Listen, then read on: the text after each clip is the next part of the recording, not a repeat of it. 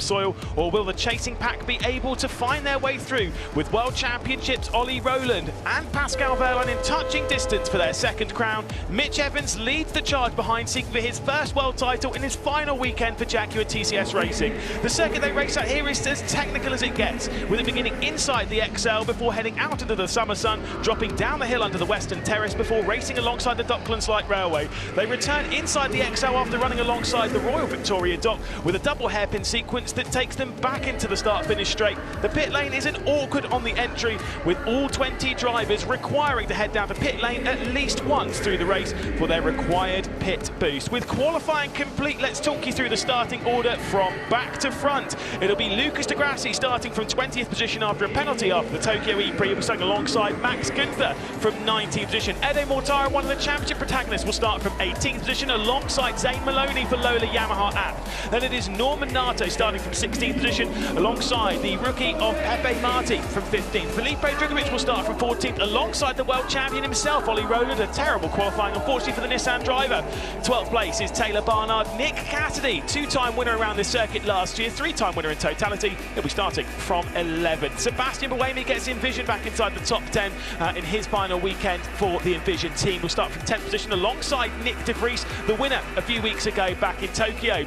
Two-time champion Jean-Eric Vergne will start from 8th position for Citroën Racing. He's scored points in the last 5 appearances. Antonio Felix da Costa will start alongside, who unfortunately only scored 2 points from the previous occasion back in Tokyo. Joel Eriksson will start from 6th position alongside Jake Dennis, who is the championship leader from inside the top 5. It is Dan Tickton starting from 4th position, with Mitch Evans starting from 3rd, who's retired 2 of the last 5 races. He's scored 0 points from 3 of the last 5. Nico Muller will start from 2nd position. Pascal Wehrlein will start from pole position. It is an all Porsche front row lockout for the first time here in the London XL. And Saunders, the championship is all to play for. It is fantastically exciting here as the season finale is ready to get going. I mean, that's an understatement, isn't it? Fantastically exciting. The atmosphere is absolutely electric, if you'll pardon the pun, and there is so much at stake for so many drivers. It all comes down to this moment, and I'm here for it. I'm so excited to see what happens to this. We have 9 drivers in championship contention. That is as close as it gets. We've got a team's championship as well to sort out. Jake Dennis is your championship leader. He leads the championship by just 2 points. Mitch Evans in 2nd position. Pascal Wehrlein also on the same amount of points, 144 apiece. Ollie Rowland is within 14 points of the championship lead. The other drivers still in contention: Ede Mortara, Antonio Felix da Costa, Nick Cassidy, Nico Muller, and Nick de Vries. Who's your odds on? I was terrified to make a prediction at this point, just because of how much is at stake. As we were saying, you've got people that have got the chance to win double championships. In this, there's only one person that's ever done it in Formula E. You've got people looking for their first one, having it been evaded for multiple seasons in a row, like Mitch Evans, for example. It's just so much at stake. It feels like it's Pascal's to lose today at least, but I feel like this is going through to tomorrow. It has to, doesn't it? It has to go through to tomorrow.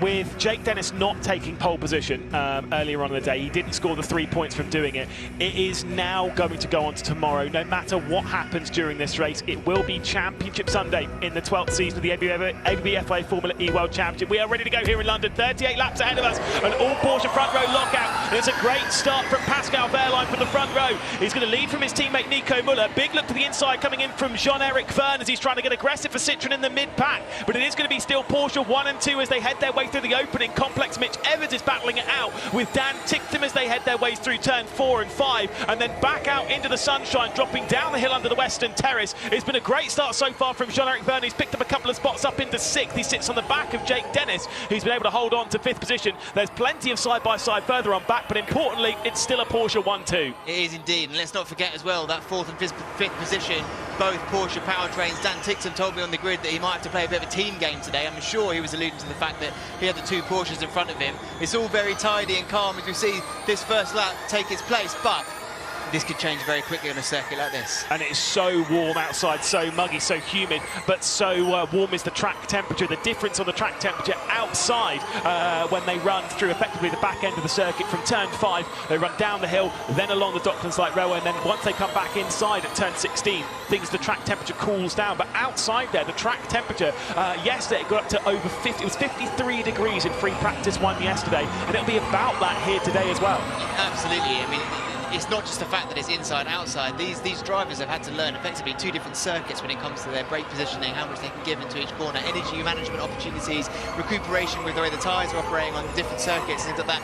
The surface itself inside as well is this incredibly abrasive thing that's designed to create grip on its effectively a non-racing, original layout, and they've made it work for racing. But again, the grip level is very different inside and out. Slightly counterintuitive. You'd expect it to be much more grippy outside, much less grippy inside. You almost think it would be a bit shinier inside, but absolutely not. So Nico Müller is playing the team game at the moment. Pascal Wehrlein's been able to build the gap out to around about 2 seconds over Nico Müller. Mitch Evans sits behind in 3rd position. At the moment is Wehrlein, Müller, Evans, Ticktum, Dennis, Verne, Ericsson, Da Costa, Buemi and De Vries, the top 10. Super important is the role that Nico Müller is playing at the moment to back up the pack to allow Pascal Wehrlein to take control of this race. Obviously, as they battle their way through turn 16, we're on the 2nd lap of racing, and Nico Müller, whilst playing that role, I mean, he's just got to be a little bit careful to not be attacked too much. There were already some games being played between the Mahindra of Nick De Vries and the Nissan of Ollie Rowland. Might have been actually Jake Dennis for Andretti. They were playing some games to back people up in qualifying. There's going to be plenty of games in this race played. I think we've already started to see these games already starting to take place here, and I think energy management here is very interesting because there's a lot of braking zones, there's a lot of opportunity to recoup and regenerate energy back into the battery, meaning it ends up being an overall faster pace race, which means there's less people having to slow down in order to conserve energy, making them susceptible for overtake, so it becomes a bit more flat-out racing, and then you factor in things like attack mode and pit boost today. Norman Nato has returned to pit lane, not 100% sure as to what that is for, but the Nissan driver has worked his way back in. Bit of damage on the back of Nico Müller's car, so I'm assuming there has been a bit of contact, and Norman Nato's car has returned out to the race service circuit, so I think there must have been a puncture of some description. That cannot be the required pit stop there. Every driver must venture into the pit lane once for their pit boost. Well, that must be done in the middle portion of the race once they've gone below, I think it's 60%, might be 55% of their state of charge of their battery left in the race. Then they all must come into the pit lane at some point after that. Seeing a replay at the moment as to how it was a little bit of a tap. Mitch Evans getting into the rear end ever so slightly. It was going down the bottom of the hill at the Western Terrace. Mitch Evans just tapped the rear end ever so slightly of the driver that sits in 2nd in Nico Müller. Pascal Wehrlein is still your race leader, 3 laps complete here in London. Mitch Evans was right on the tail of Müller there, wasn't he? Trying to make every move count on a circuit which is incredibly hard to overtake on when the energy management doesn't really come into it in terms of pace. But they have their work cut out for them. But a lot of these drivers have 5-6 seasons of racing here now. They understand what this circuit gives and what you have to do to come out of it. And that's where it becomes way more than just about the driver in the cockpit. The team strategy in maximising the strategy when it comes to attack mode and pit boost is everything on a circuit like this. It can't just be one on the track. It has to be one with a full team. Bizarre and aggressive strategy coming in from the Andretti of Felipe Drugovich, who's taken his one and only attack mode already. 6 minutes they must use over the race, so already taking his one usage of that very early. I think that is to go through the battery as quick as possible so he can pit earlier so that he can jump quite a lot of the field and then get up there to assist his teammate Jake Dennis, because otherwise there's no real way of Jake Dennis getting past Mitch Evans and Nico Müller and getting up in the 2nd position. Here's Evans on the radio. Slightly more energy than Jolt. And that there is Alan Cox in the ear of Mitch Evans around the circuit, which has bitten him a couple of times when it comes to hunting for a championship, most notably in season 10, where Jaguar got it all very wrong, and Pascal Wehrlein went on to win the 2024 World Championship.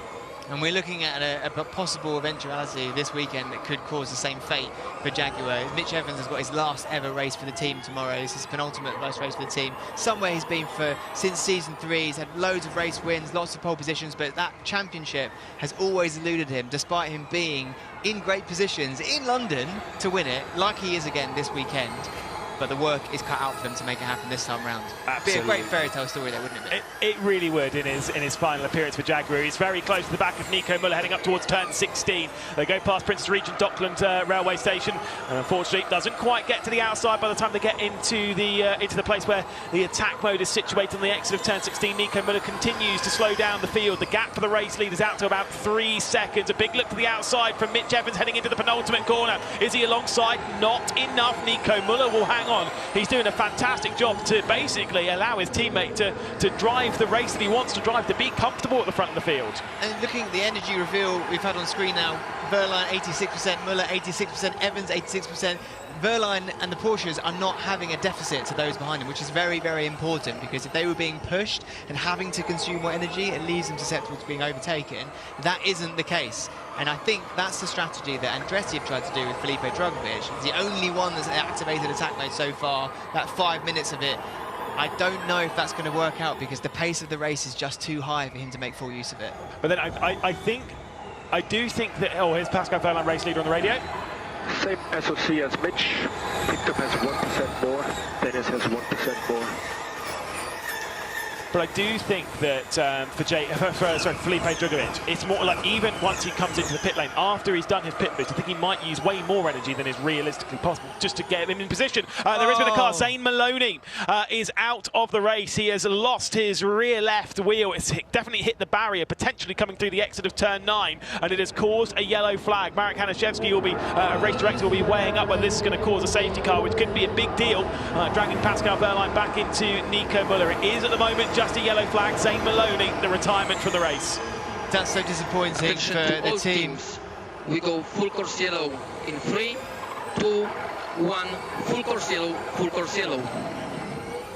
I mean, the course marshals have got their work cut out for them to get that car out of the way quick enough for it not to cause a safety car. Yeah. My instinct thinks that there likely will be a safety car. So that's terrible news for Felipe Drugovich. You know, he has 2 minutes effectively of attack mode, 1 minute 35-ish left, and nowhere to use it. Yeah, it is a bold and aggressive strategy for Andretti. For an Andretti that's been in a little bit of trouble so far this weekend, because actually Felipe Drugovich made contact with Pascal Wehrlein in free practice earlier on in the day. They were driving down the backstretch towards the Customs House chicane. It's as you come out of turn 9, once you get into like this chicane, it's like a bus stop chicane. It goes right to left and then back left to right. As they were driving down there, the two of them came to contact as it was a very bizarre incident. We're going to get a quick replay as to what happened with Zane Maloney. The wheel went before the corner. Here he is. On earth, drive shaft broken again. Copy. Yeah. Didn't even touch anything. Man, I cannot believe it. That's just painful to hear, isn't it? Yeah. Like, that's, you know, through no fault of his own. He's out of the race. Yeah. The penultimate weekend of the season, you know, race of the season. Yeah, obviously, as he was going through the right hand to go onto the backstretch onto Sandstone Lane, the rear right just gave up. I thought he might have hit the wall on the exit of the corner, but it's not really a typical place where you would drive out that wide and hit the wall anyway. But regardless, he has tapped the wall anyway. Pascal Wehrlein then, as we are about to complete another lap here. We'll have 7 down, 31 left to go. It is still a Porsche 1-2. Wehrlein from Muller, from Evans, from Tickton, from Dennis, then Vern, then to Costa, then Ericsson, Buemi, and Felipe Drugovich at the back end of the top 10. For Pascal Wehrlein, obviously it's been a perfect start to the race, leads by about 2.5 seconds. For Nico Muller in second.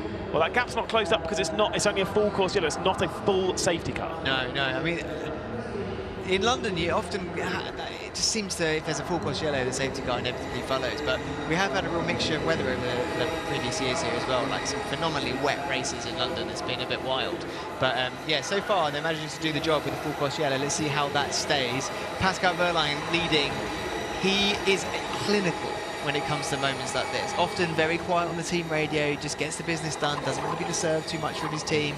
And it's his race, and if he can do that, his championship to lose, if he can finish this race in first position for tomorrow. The only thing with Pascal Wehrlein is that this season he's not been overwhelmingly consistent. He started out the season with 6 consecutive top 10 finishes, 6 consecutive points finishes. From that point on, he's only finished in the points 3 times. Right, one of those was a victory, one of those was a podium, the other one was 4th, which is obviously great. But to win a championship like this, you know, you still need to have like that fair amount of consistency. Not as brutally consistent as you will maybe in, say, you know, Formula 1 and such, because these races are so much more exciting. Attention to all teams. Full course yellow ending. 5, 4, 3, 2, 1. Green flag. Green flag. So need to try to be as efficient as possible. I know that's difficult with the dodgy moves that Muller is making. Apologies for the double radio over there. Marek Hanaszewski getting the race back underway. Alan Cox trying to get the information to Mitch Evans, who sits in 3rd position. Big defensive move comes in from Nico Müller again. Evans looks back to the outside, tries to send one to the inside as we head towards turn 17, out towards the Royal Victoria Dock. But there was no major attempt coming in there from Evans. He's certainly looking to feel a bit more aggressive on this restart. He is almost opposite to what his advice was on the team radio to save energy. He's using more and more to try and make this move happen, but that's what we want to see. We want to see a hungry Mitch Evans fighting for this championship, and he's got to get this move done first. And Nico Müller's closing up to the back of Pascal Wehrlein, so maybe they're dropping Wehrlein back in to look after a bit of energy here, but Nico Müller may have to build that gap up. At the moment, the gap for the race lead 0.7 of a second. It was 2.5 before the full course yellow. Race control, Zane Maloney, Norman Nato, they're under investigation for an incident on the opening lap, which saw Norman Nato return to pit lane. That wasn't the cause of Zane Maloney's retirement. That was a drive shaft failure on the rear left that caused the full course yellow. Still Porsche leading of Pascal Wehrlein. Still Nico Müller. That gap goes back up now to about 2 seconds. Through the Customs House chicane they go. Jake Dennis. I've noticed he's built a bit of a gap up to those behind. Here's Sean McGill and Jake Dennis. Just saying we'll take energy, and I think that's why. See, that's why he's backed off of the group ahead, because he wants to build a bit more of a gap to allow them to do their crazy fighting. I'm just going to get my energy back, don't worry about it. I did, for a split second there, I did wonder if that was some sort of attack mode code, but I don't think it is. I think you're right. I think he is just saying, look, let's play this long game now, put ourselves in the best possible position when others might be needing to save a bit more later in the race. He's got a very experienced man behind him in Jean-Eric Verne, who will play the cards right, I'm sure, and it shouldn't take too much of a risk behind Jake Dennis, who's battling for the World Championship. It's the current World Championship leader by just 2 points, although if things finish as they currently stand, it will be Pascal Wehrlein taking over the championship lead. 29 laps, though, still left to go here in the opening Pancake London E-Prix this weekend, the season finale weekend, and only one driver at the moment has been into attack mode. That is Felipe Drugovich, that runs in 10th position. Everyone else is yet to take their attack mode, and no one is within the window to come into the pit lane. That'll be likely in about 10 laps time. If Mitch Evans and Jaguar want to make this race work, they need to be very, very mindful of the fact that he's consumed a lot of energy trying to make this move on Müller. He now leaves himself as a bit of a sitting duck with Dan Ticktum just behind, and Dan Ticktum is effectively a Porsche driver when it comes to their manufacturer team, their customer team rather. So he's not going to make Mitch's life any easier. So Evans is using energy trying to make the position, using energy trying to not give up a position against Dan Ticktum. Dan Ticktum also hasn't got a seat yet next season. He's a shop window, and he wants to be a team game. Here's Mitch Evans' team radio. We are 0.5% more energy than Müller ahead, but 1% down on Ticktum and Dennis behind. So not a great sign there, saying that those behind, like, you're going on the attack, we need you to get some of that energy back. You're absolutely right there about Dan Ticktum. You know, everything to prove, nothing to lose for Jake Dennis. You obviously big fans of Formula E that have been following us for the last few years may think, hang on, Andretti are also Porsche powered. They are Porsche powered currently. For the next 2 races, they're Porsche powered. From next season on, they're Nissan powered. And so if there is any allegiance from Cooper Kiro either way, it will obviously lean the way of Porsche, the manufacturer, that is the team that's battling for them, both teams' championship and the drivers' championship. They'll obviously lean that way. And again, those that have watched Formula E for a few years might remember in London previous seasons when Jake Dennis for Andretti tried to get Porsche to return the favour of supporting them, which they have been doing all season, and Porsche effectively said no to make sure Pascal can win the championship. So the relationship has always been a little bit tumultuous between the two teams, the two parties there. Whereas Cooper Kiro and Porsche, it's a little bit more. There's more foundations of support, collaboration, let's say there. Yeah, very much so. Ollie Rowland, one of the drivers in championship contention, is not having a good afternoon so far. Did not qualify very well, though his qualifying this season has actually been pretty poor. His highest qualifying position is 3rd for Ollie Rowland, the current world champion. Currently sits 4th in the championship, but this afternoon qualified down in 13th position. He's actually dropped back 2 places on the start to 15th place. So certainly not ideal for the Nissan man, struggling to make progress so far this afternoon. And Lucas de Grassi's just been given a 5-second time penalty for overspeeding under the full course yellow in his final weekend before retiring in Formula E. He's got a very special livery on that has bits of all of his previous cars that he's raced in Formula E over the last 12 seasons, which is fantastic. I'm not sure the livery quite works in my eye, but it's a great look. Yeah, it's a bit of a Frankenstein effect, but you know, in terms of the legacy that he has secured and earned over the season. So it's Dan Tictum Team Radio. Yeah, be efficient where you can with Evans fighting at the front, but priority is track position. Basically saying, get past when you can. Absolutely, absolutely. Where is the opportunity for Dan Tictum? Mitch Evans isn't finding anything on Nico Muller, and Tictum's not finding anything on Evans. Jake Dennis is sitting back a little bit from Dan Tictum. At the moment, it is Pascal Wehrlein still leading. 26 laps to go here in the ABBFA Formula E World Championship, round 16, the Hankook London E-Prix. Pascal Wehrlein leading by that 1.4 seconds. The gap coming down ever so slightly, but that's more just as Nico Muller is controlling the gap. Muller slowing down the field behind to allow the energy conservation for his teammate to be that little bit easier. It's Muller in second, then Evans, then Tictum. Dennis, the top 5. Here's Dennis. So is you and Buemi on... Well, you're the top energy in the top 10 now. Sean McGill Keep this up. almost not sounding super confident with the numbers he was passing his way to Jake Dennis there. Obviously, race engineer for Jake Dennis, the driver who opened up the Gen 3 era with the World Championship back in season 9 and searches for another one. And he's just keeping at the moment Jean-Eric Vergne and Antonio Felix da Costa at bay. Da Costa was having a bit of a look down the inside of Jean-Eric Vergne, of course his old teammate. Those that are worst on energy, by the way, Felipe Drugovich, by far the worst on energy because he's already taken his attack mode. And again, I think that is strategic. Yeah, 100%. It's a bit of a gamble. It's a roll of the dice from the team. So let's see how it unfolds when it comes to that having that additional energy from pit boost later in the race. But it's got all of these other drivers who might be saving their attack mode for post pit boost. Yeah. So it's going to be really interesting to see if that's worked out. Like I said, big gamble. Personally, not sure that is the best strategy for this race, but time will tell. I've been wrong before, once or twice. The only way that I could see it is, like I said, because if Nico Muller is slowing everyone down at the moment, they're running 1 minute 13 lap times. Now, based on what we were seeing in practice and in qualifying, 300 kilowatts, which is what they're normally running in, which is what they're currently running in, 300 kilowatts rear-wheel drive, they can set 109s, 110s, right? So they can go 2 to 3 seconds faster than what they're currently going. So the way that I see it is if they can get Felipe Drugovich to burn enough energy to open his pit boost, which is now open, then he can come into the pit lane, get clean air, try and set some of those faster lap times to try and jump to the front of this train. Mitch Evans is on the radio now. Okay, expecting pace to pick up soon. Let's be ready to go. Yeah, done that. You make a phenomenal point there. You know, he's in the window now where he can go and get his pit boost. And he's in. And he's in, and yes, that maybe gives him an advantage. But here's where I think it's a roll of the dice. If anything happens on the track that slows this race down, is effectively a free pit boost for everybody else, leaving him a sitting duck later. Yeah. All that time he might have, he would have lost, and a full normal race run, you know, race pace like now. Suddenly that slows down, everyone gets a half a time loss. Yeah, it's more, I think they're just taking a wild gamble for a car that is effectively out of this anyway, so we might as well take a huge gamble with it. I guarantee Andretti aren't expecting to score any major points with Drugovich, at least in this race. They're more trying to get him to jump everyone else to try and give Jake Dennis a little bit of help to get past the other cars to try and control that.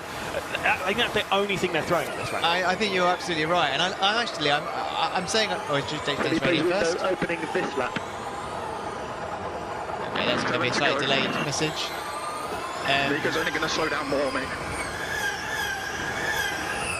I think that's playing very much into your strategy analysis there. You know, that is the team gameplay. And like I say, I might not think that I think it's risky. Not to say though, I don't love seeing a mixed strategy from the team. I love it when they spread their bets. Exactly. Pace has picked up ever so slightly. Everyone in fact, everyone on the field apart from one has set a personal best lap. So they are trying to push a little bit. There's now another 5 drivers in the pit boost window, so we could see a bit of an influx now coming into the pit lane to get that extra bit of energy. We're not quite halfway through this race. 23 laps left to go, 15 complete. Pascal Wehrlein continues to lead by 3.6 seconds over his teammate Nico Muller, who's trying to slow the rest of the field down. I could see Nico Muller maybe coming... Actually, no, I can see Pascal Wehrlein coming into the pit lane before Nico Muller, because Nico Muller will try and slow everything down. The teams can only pit one car at the same time. Obviously, they are using the superchargers to recharge the car. It's 10% that they get back, right? And they only have one per team. And yeah, and for those that are familiar with the idea of charging electric cars on the road, it's 600 kilowatt charging. It's effectively double the fastest charger you could possibly find on the road. I mean, there's a few 450s rocking around these days, but 300 really is the top edge. So that is the pushing the technology boundaries further and further in Formula E and the race to roads. Incredible stuff. Obviously, it is very impressive. Into the pit lane sneaks Mitch Evans, importantly, from third position, and John-Eric Verne both into the pit lane. There was a bit of a battle there with the number 14 of Joel Eriksson, also with Antonio Felix da Costa, who got his Jaguar TCS racing car up to fifth position. So a few cars are in the pit lane. At the moment, it's still Pascal Wehrlein leading, Nico Muller in second, then Dan Ticktum, Jake Dennis, then it's Antonio Felix da Costa, Eriksson, Buemi, De Vries, Cassidy, and Taylor Barnard, the top 10. Obviously, the lead car that has stopped is Felipe Drugovich, because he's the only one that's completed a full pit stop, and he has been pushing on his outlap to try and push his way maybe to the front of the train. This is the moment now, post-pit boost, out into the track where we start to see, has the strategy worked, has the timing effective, are they going to combine it with attack mode to try and just get a maximum couple of laps of great pace in? This could be big for Mitch Evans, who's out of the pit lane. He's ahead, importantly, of Felipe Drugovich, who has made a lot of progress here. Has Felipe Drugovich. He's well ahead of Jean-Eric Verne, Norman Nato as well, who's not actually stopped, who's in 17th position. Obviously, he's stopped to have a damage repair on the opening lap. Fastest laps just come in from Antonio Felix da Costa. Nico Muller's into the pit lane from second place. Then it's Joel Eriksson, Nick De Vries, and Ollie Rowland all in the pit lane. But this is a big lap for the World Championship coming in from Mitch Evans. He's completed the first sector, but we get no reference of that because he's obviously had the exit of pit lane. What's he going to be like through the second sector? And the fact that he's built a gap for Felipe Drugovich, who's just gone the fastest first sector of the entire race, tells very nicely the story for Mitch Evans. He comes straight into attack mode as well. Has he got enough clearance over Felipe Drugovich? This could be perfect for Jaguar TCS Racing. And let's have a look at the gap ahead. There is now Rowland was ahead. He's gone into the pit lane. He's got light years of gap now to use this attack mode effectively. Yeah. And we've seen that so many times this season, that picking that crucial moment of when to activate attack mode and use that all-wheel drive, use that extra power to full potential, they've done it exceptionally well here. Nico Muller leaving the pit lane, but where is Mitch Evans? Mitch Evans is just alongside, but he's just got ahead. Incredible stuff. Nico Muller just manages to find his way past Mitch Evans, but Evans is in attack mode. They head their way through turn 5 and drop down the hill under the Western Terrace, but that was an important in-lap coming in from Nico Muller. Now, the important bit, had Mitch Evans not gone into attack mode, he probably would have remained ahead of the driver that has been a thorn in his side this afternoon as they head their way down Sandstone Lane. Mitch Evans has got to the inside, and he's found his way to the race lead. Here's Nico Muller's radio. Defend. That is a huge move from Mitch Evans. He didn't do it in the outlap, but the attack mode extra energy is there. Now he's got the gap, and he can just unleash himself and build that gap against Nico Muller. That's massive for the World Championship. Nico Muller comes into attack mode. Mitch Evans is trying to build the gap into attack mode as well. Our race leader, Pascal Wehrlein, he's in attack mode, but he's not used his pit booster. He's using it before he comes into the pit lane. But important changes on strategy and some big gambles being thrown here for the London E-Prix. But Mitch Evans, with an excellent outlap, has taken over what will effectively become second in this race, and it could well be the race lead and the lead of the World Championship. Nico Muller had to react there. He had to activate attack mode. I don't think that was in their original strategy. I think they've had to react to Mitch Evans. Yeah. You hear on the radio, defend, defend, defend. That isn't activate, activate, activate, is it? They've responded to the fact that that move was made. Maybe they thought they could hold him up a little bit longer than they did. And now they're both in attack mode, but Evans is just pulling away. Yeah, this is a great showing from Mitch Evans. I'm sure he is fired up at the moment as a Jaguar TCS Racing driver. He's not worried about energy at the moment. They've saved plenty while sitting behind Nico Muller. Fastest lap, by the way, came in from Dan Ticktum over the previous run. Edo Mortara was able to beat it. He had a bit of a disaster in qualifying, was showing himself with unbelievable speed. Was Edo Mortara in free practice this morning, but is trying to work his way forward with a car which has plenty of pace. Mahindra have plenty to play for as well in the team's championship. But at the moment, Mitch Evans, what is his sector times looking like? They're pretty good. He's faster than race leader Pascal Wehrlein by a little bit. Here's Evans on the radio again. Okay. Pascal has also taken. He has not boxed yet. We are close with Pascal.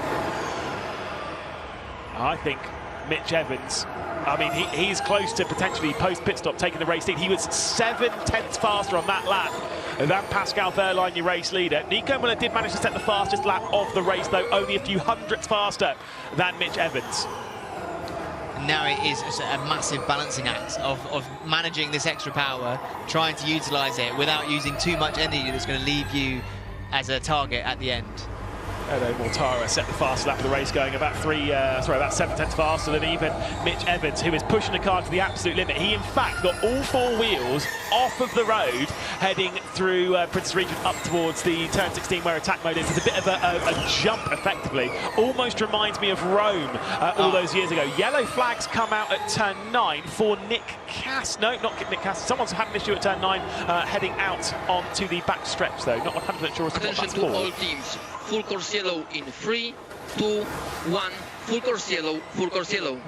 And this is going to be big for Pascal Wehrlein. Full course yellow neutralises the race. It is Lucas de Grassi who is out and has come to a stop. Pit lane will still be open. And Pascal Wehrlein, Dan Ticktum, Antonio Felix Acosta, Jake Dennis, Buemi, they are all going to get effectively free pit stops. Yeah, this is absolutely game-changing now. I mean, let's just talk about Lucas for a second. That is devastating, and his penultimate race in his career in Formula E. You know, he's retiring after tomorrow's race. It's incredibly sad not to see him get to at least see the checkered flag on this race, but I mean, I guess he has tomorrow, but sad. This is where this race changes now.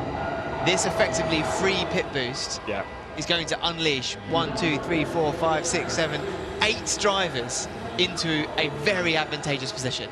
And Mitch Evans, I'm sure he'll be sat in the cockpit of that Jaguar TCS racing car. He cannot believe his luck, as yet another year he comes into a championship finale. He is in position to challenge, and something is really not going right. And meanwhile, for his championship rival Pascal Wehrlein, everything is going right. It is almost perfect, the way it just seems to piece itself together ahead of him. Yeah, you're absolutely right there. And this is all fallen very much into the hands of Porsche and Pascal Wehrlein. Attention to all teams. Full course yellow ending in 5, 4, 3, 2, 1. Green flag, please. Marek Hanaszewski gets the race back underway as the Lola Yamaha Apt has been rescued there of Lucas de Grassi in his 163rd race.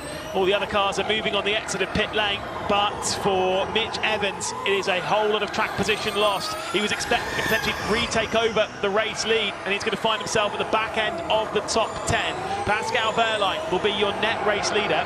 He does have Pepe Marti, who remains as the race leader, yet to stop. Same with Max Gunther in 3rd position, also yet to stop for DS Penske, but Pascal Wehrlein in 2nd will become your race leader. Huge drama here on the streets of London and in the season finale weekend. Here's Evans on the radio. This is going to be good. Turn 9.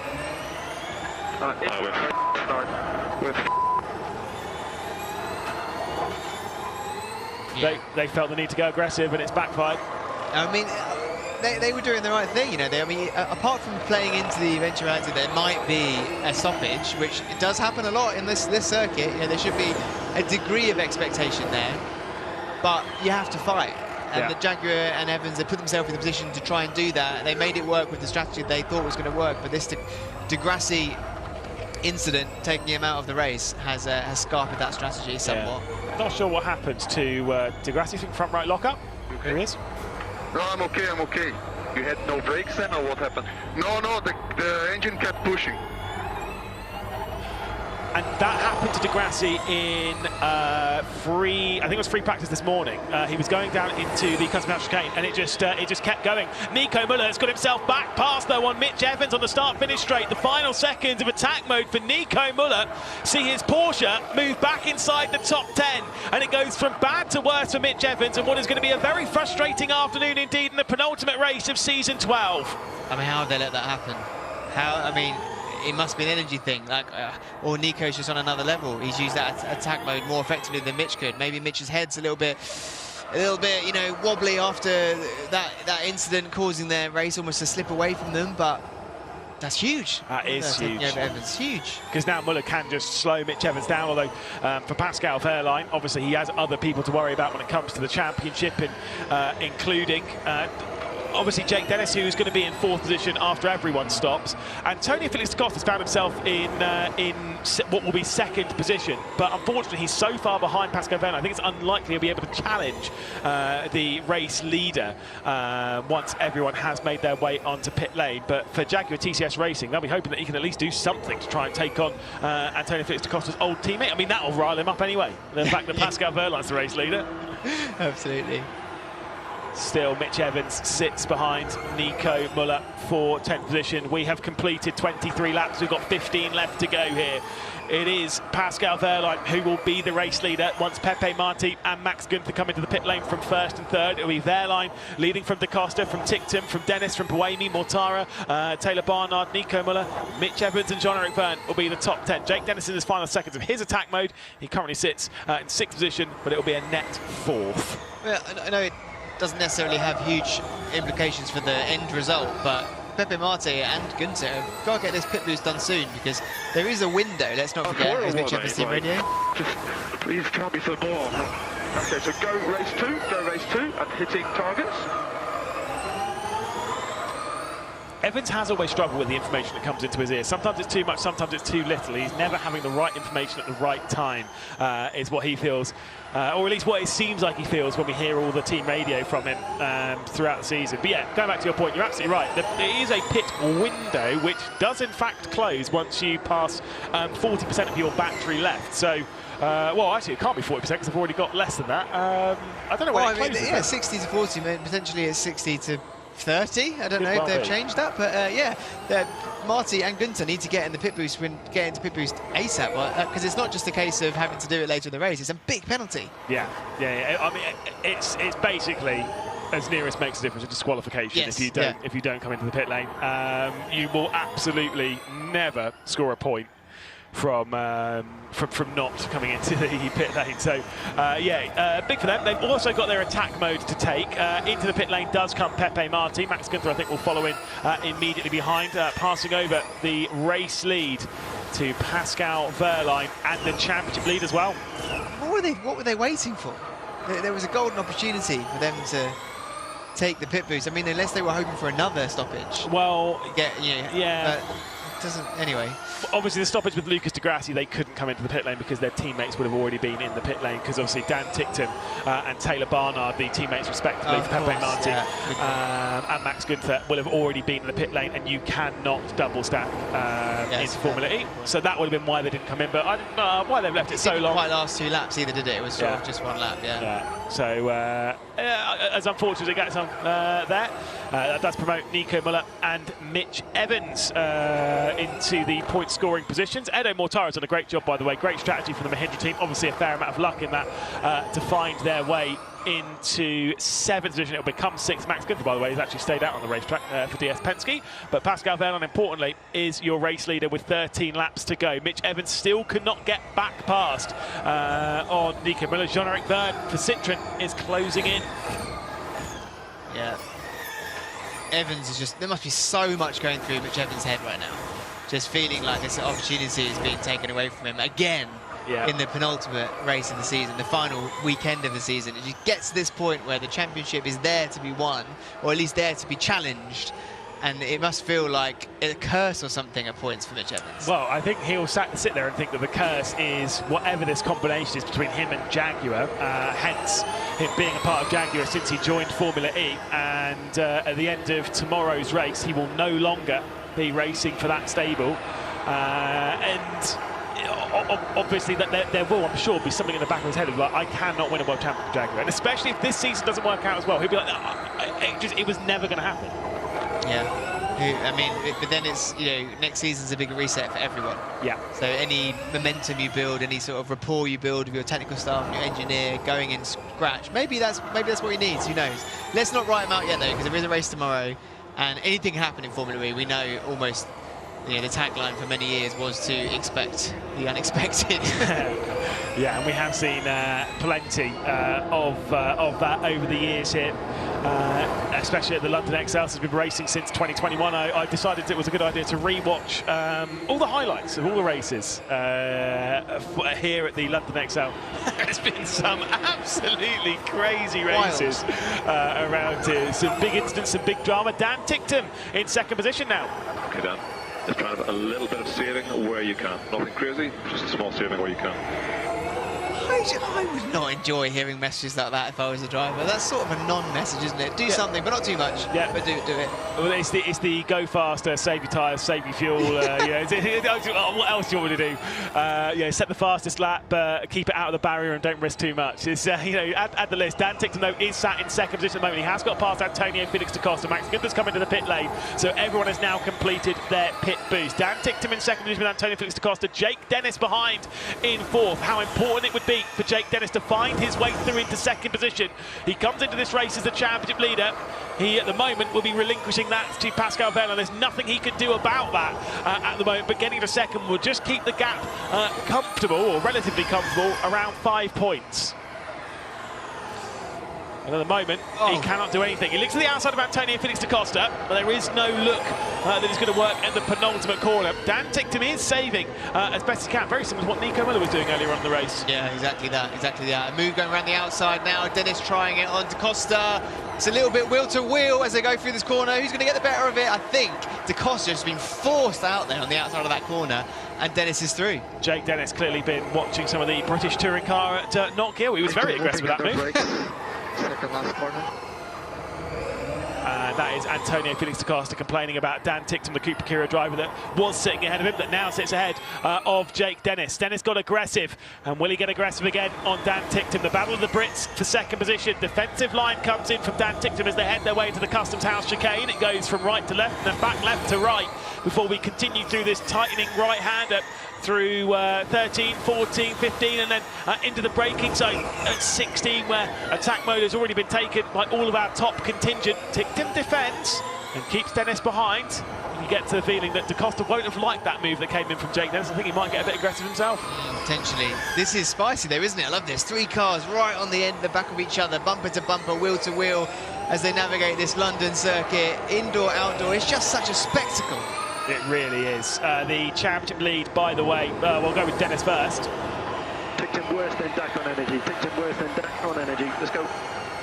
Well, he has just gone straight down the inside of the opening corner. Jake Dennis gets his way past and up into second position. Dan Ticktum couldn't do anything about that. It was full send for the Andretti driver into the opening corner, and down to third goes Dan Ticktum. Big slides for Antonio Felix da Costa, who now tries to seize his opportunity, but there is no way for him to come through. Jake Dennis through into second, 7.7 seconds up to Pascal Wehrlein. That gap is not being closed in the final 9 laps of this race, but an important move for the World Championship, which now sees just a 5-point deficit for Jake Dennis for the top of the table. That is great work. It's Pascal Wehrlein radio. Energy will okay to reduce the gap.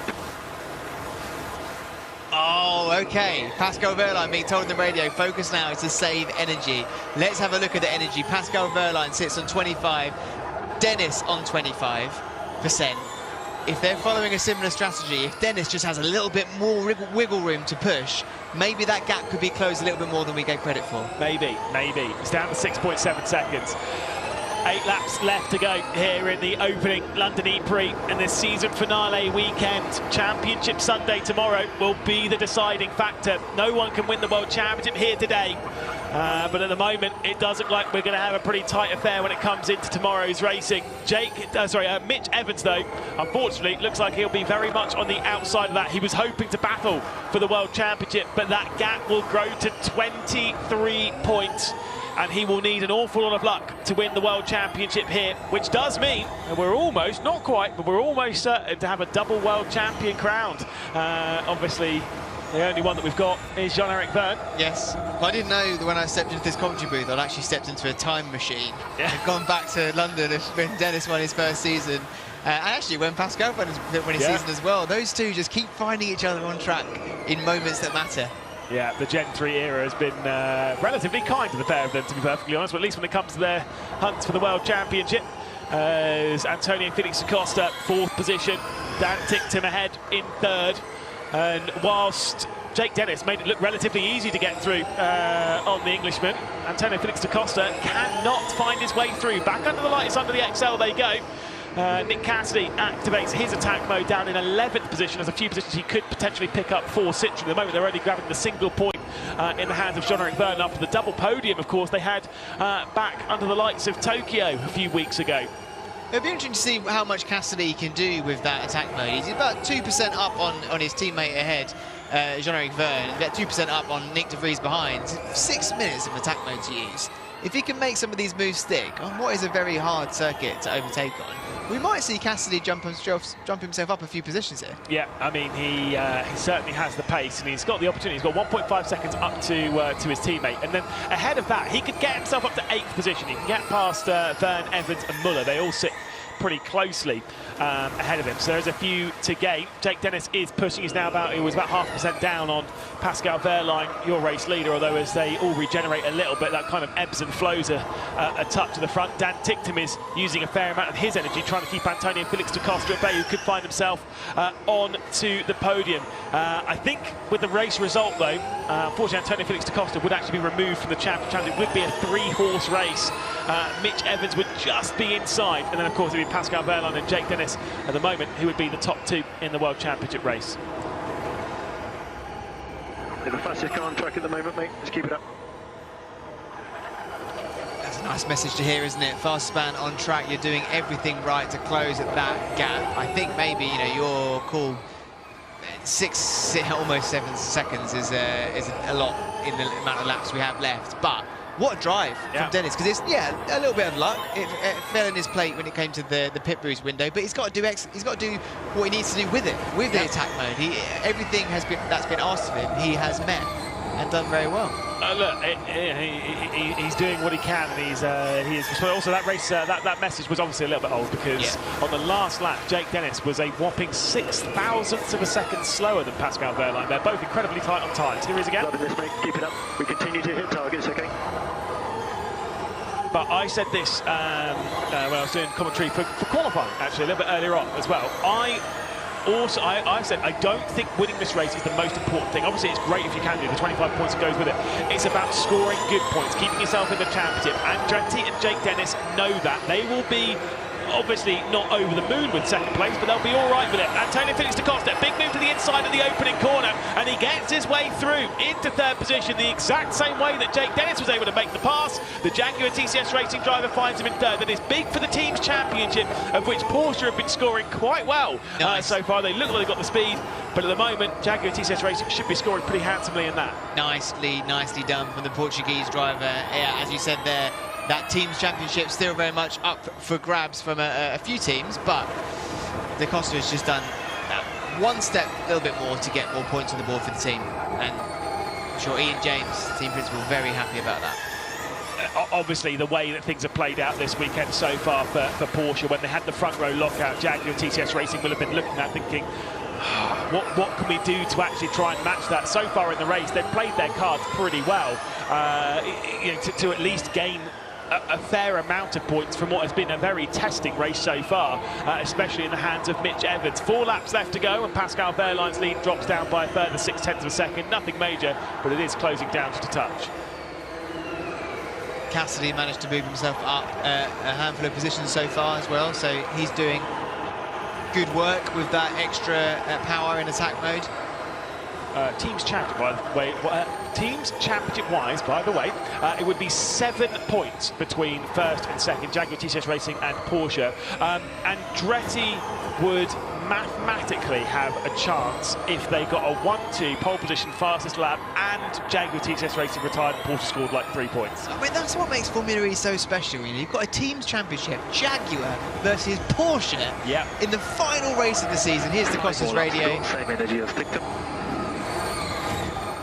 Amazing things all to play for there. And Andretti, by the way, to my point before. Yep. You know, they talk about legacy names in motorsport and in the automotive world. Does it really get much bigger than that? Yeah, it is incredible to see as the defence comes in from Antonio Felix da Costa, and they are being joined in the fight. What was the fight for 3rd position, which saw just those two go toe-to-toe. We've had 1 lap added onto the race. We've got 4 laps left to go from this point.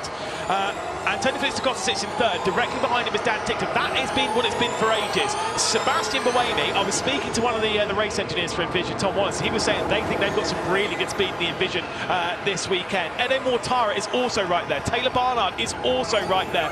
Mitch Evans isn't...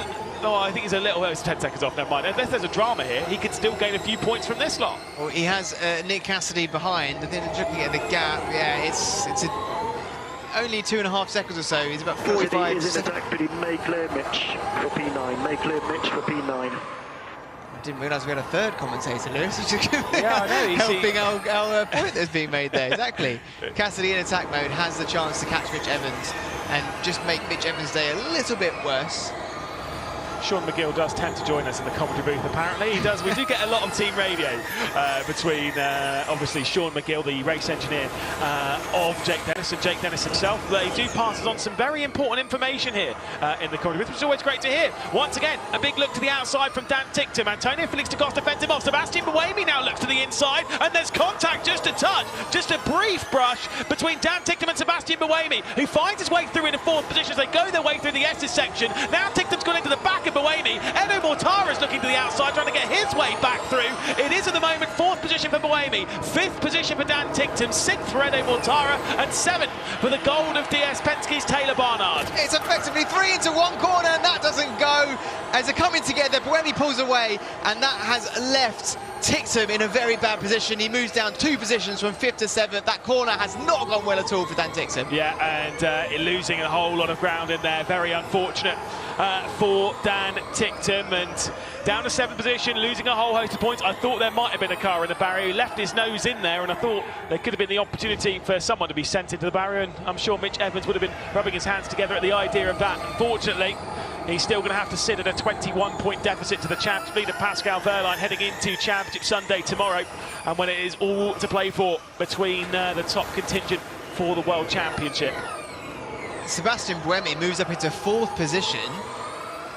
Not, only half a second behind Antonio Felix da Costa in what is largely known to be Buemi's penultimate race of the season. Not sure Envision, but potentially as a driver going into a bit more of a development role with Envision for next season, which is the news this week. But yeah, he goes from P10 up into hunting for a podium if he can do it in 1 lap. Yeah, which is absolutely incredible. Just kind of one of those ones where you could suddenly a good result comes your way by using strategy, by using what's happened in the race to your advantage. We've got 2 laps left to go, by the way, here at the London XL, the opening race of the weekend. I think Antonio Felix da Costa has built the gap a little bit to Sebastian Buemi. Ede Mortara still could get through into 4th position and score some important points for Mahindra, who they themselves are in their own little battle for. I mean, I think their chance of catching 3rd position Andretti is still on. It's only at the moment, I think, like 5 or 6 points between Andretti and Mahindra for 3rd. So whilst Andretti are maybe eyeing up something a little bit higher if they can get a bit lucky, Mahindra is still eyeing up a top 3 in the championship. Yeah, which is great work. I mean, we've talked about it a fair bit this season. Just the rise of Mahindra from where they were, only not that long ago at all, to be fairly uncompetitive when it comes to the powertrain they had and what they could do in races when it comes to energy management, to start getting fastest laps, getting into the duels, getting podiums, getting race wins. They've really had a great resurgence from a team that was very, very decent in the earlier years of Formula E. They're back. Yeah, I remember when I started commentating on the AWFA Formula E World Championship on this radio coverage, it was around Sao Paulo in season 10, and they were really struggling for speed around that point. It was their first points for that season was a pole position for Ede Mortara. From that point on, they started scoring relatively consistently. Obviously, that season it ended up being Pascal Wehrlein winning the World Championship in a 3-way fight here at the London XL against Nick Cassidy and against Mitch Evans. Well, it seems like he's going to have to do battle with Mitch Evans again for the World Championship, but the gap's a little bit larger. He's only got a couple of points, a couple of corners rather, left to tick off. Pascal Wehrlein into the final sector as he returns into the XL of the circuit where he became World Champion. Well, he's going to retake over the championship lead. His 11th victory in the ABBFA Formula E World Championship. It's Porsche on top. It's Pascal Wehrlein winning the race. Jake Dennis behind in 2nd, and Antonio Felix da Costa will round out the top 3. Yeah, credit where it's due for Porsche and Wehrlein. They played the cards they were dealt. Yes, there was a lot of fortune in there, but you've got to make it count. You've got to be in it to win it, and that's exactly what they did. And this circuit, you know, history's been made here in the past for Porsche and Wehrlein. Can it be made again tomorrow? I mean, very, very possible. Obviously, we'll have to go through the old stats book and see exactly what his results were on that weekend. Last season, when we went racing here at the London XL, the championship was already sorted. It had already been won the weekend previous. I think there was a bit of a problem across the line from Nico Müller, who actually ended up dropping down to 11th position. So no points for the second of the Porsche. Ollie Rowland gets himself into the top 10. Here's Pascal Wehrlein on the radio. Excellent job. Drive offline. Drive offline. So 11 victories now for Pascal Wehrlein, and potentially eyeing up a second World Championship. He will take over that championship lead by 5 points. 3 drivers now left in that title chase, but I think realistically we could probably put it down to just 2. Yeah, and also, you know, that other driver in that battle, Jake Dennis. Great work from him today. You know, hearing the team radio in the free practice sessions, you really didn't feel like there was a lot of confidence in the car. He didn't feel like the balance was right, but he's turned it around today, made full use of a bit of fortune that came to him with that full course yellow, getting the pit boost, and let's hear from him himself. Speed to the line, mega work. That was mega, mate. Well done. Yeah, that was the maximum today with all that mess. So well done. Well done, team. That's everything we could have done. We're in the hunt for tomorrow. I will say, most important part of that race, for generally the whole race, came in qualifying from the front row lockout from Porsche. Had they not locked out that front row, yes, sure, Pascal Wehrlein might have had pole position, but he didn't see anyone else that race. He just kept to himself, he kept driving around, he played his cards well, and he didn't have to deal with any pressure behind because Nico Müller did all the work. Regardless of not scoring a point, that is a great team performance and a great teammate to have. Yeah, they played the strategy well. Again, teams try and do what they can to be able to bounce back from whatever situation gets thrown at them in these races. They've all raced it before. Many of them, the teams have raced it before. Let's just go to Wehrlein quickly. The new software works really well. Sounds that almost sounds ominous, but no, that's fine. It's one of those radio messages I feel like, is that for someone else's benefit? Yeah. And not theirs. Like, wait for the debrief, Pascal. You don't need to say that on the radio. What new software everyone else is now asking? Yeah, right. What's he alluding to? Obviously, we'll be hearing from the top 3. We'll get their thoughts before we wrap up for today. If you are going to bail from the coverage, though, we are back on at 3 o'clock tomorrow on the Formula E app, of course, the talkSPORT Driving YouTube channel for the season finale of the ABBFA Formula E World Championship, and the last one of the Gen 3 era as well. An emotional victory for Pascal Wehrlein. It's like I say, it is tight at the top of the World Championship, that is for sure. It is indeed, all leading to an excellent final race tomorrow. The work has been set, the ground's been laid for a 2/3-way battle for the championship tomorrow. Nobody does it like Formula E. It's about as exciting as it possibly could be, which is, it's obviously fantastic. It's exactly what we want, where everything constantly remains as tight as it could be, and you just never really know how things are going to unfold. And going into the coverage tomorrow, I have absolutely no idea who is going to win this World Championship. Yes, you can probably lead it between 2 people. But even after qualifying, even if they lock out the front row, even if one of them's at the back and the other one's at the front, I still couldn't tell you for sure. No, you can never just predict anything. You know, even if someone's got the fastest car, they start on pole position. Like, the nature of Formula E and the circuits they race in, the little margin for error, the energy strategy element, the pit boost, attack mode, all the things that have been designed in this championship to make it competitive, it just works and makes these really interesting championship scenarios that go, you know, more often than not, right to the final wire. Yeah, I know it's bittersweet, but well done on the podium, buddy, and very, very well driven today. We did all that we could for Mitch. Let's go again tomorrow. That was a message I mentioned from lives to fight another day, that final bit from Da Costa there. Message from Ian James on the radio, team boss at Jaguar to Da Costa. It sounded like very much the aim of today was to make it happen for Mitch. That objective wasn't reached, but at the same time, a podium goes a long way for them in the Teams Championship. Yeah, absolutely. Again, I sit there excited, not only for the drivers, like I say, for the Teams Championship as well, to see whether it is going to be Porsche or Jaguar. There is a little bit of a handshake and a fist bump between the two of them. I think that was about as warm as they're going to get. I don't think that's a relationship that has been nurtured in the best way over the previous few years. Yeah. No, they. The thing is, when they've been battling for world champion, you're not in this sport to make friends. You're in this sport to win championships, to win races. For Pascal Wehrlein, an 11th victory does move him up the all-time winners list. It's still 16, the #1 position on the all-time winners list. That is to Mitch Evans. But when it comes to world championships, unfortunately, his score is still 0. Obviously, we get ready to hear from Pascal Wehrlein. I think he's probably going to have been pretty relaxed. I don't think he actually knows how that race went. He just didn't see anyone. Just cruised around for the race. Everything came to him, essentially. What do you think about Mitch Evans after that one? Disappointing result, 8th place, still in the World Championship hunt, but about as disappointed as he gets. I have to sort of try and separate my own personal feelings about this, because I've been working in this championship since effectively season 3, and just seeing Mitch be there or thereabouts so many times and just keep falling away from him in the final races of the season.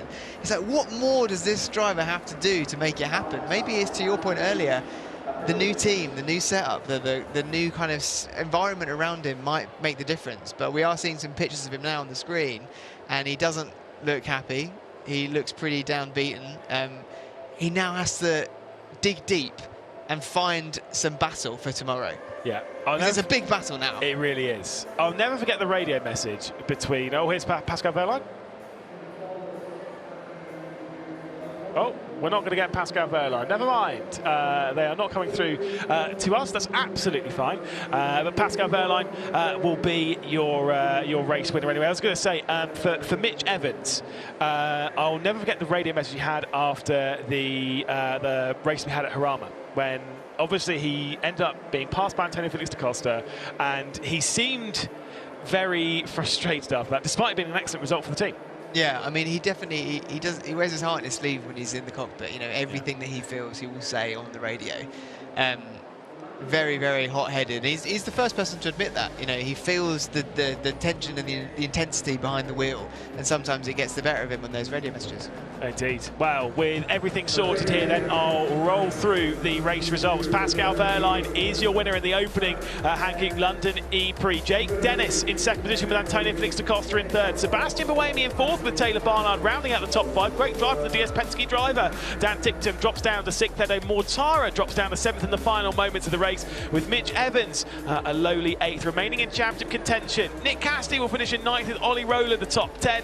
Nico Muller in 11th position with Max Gunther, Nick De Vries, Joel Eriksson, Norman Nato and Felipe Drugovic. The race finishers. Out of the race, Pepe Martin, Jean-Eric Verne, Lucas de Grassi and Zane Maloney. We will be back racing tomorrow at 3 p.m. You can obviously join us on the talkSPORT Driving YouTube channel and the Formula E app. Just 5 points separate the top 2 in the championship. 3 drivers still in contention for the title. Pascal Wehrlein, Jake Dennis and Mitch Evans will do battle tomorrow to see who's going to become the 2026 World Champion. From myself, Lewis McGlade, from Saunders Carmichael Brown alongside, thank you so much for joining us, and we'll see you tomorrow where we'll crown a champion. Bye-bye.